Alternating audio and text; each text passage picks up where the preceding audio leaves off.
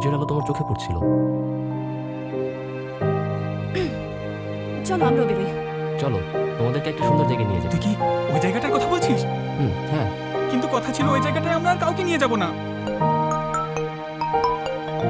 তার জায়গাটা কি এটাই? এই খাবারগুলো কিন্তু খুবই টেস্টি। হ্যাঁ একবার টেস্ট করে দেখো। কেমন লাগছে?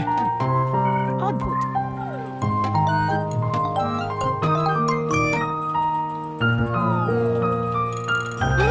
দাদির হাতের রান্নার মতো সেই স্বাদ সেই গন্ধ। খাবারগুলো কিন্তু খুব মজা। একদম সফট খাবার একদমই চলে না, আজকাল স্পাইসি খাবারের ট্রেন্ড।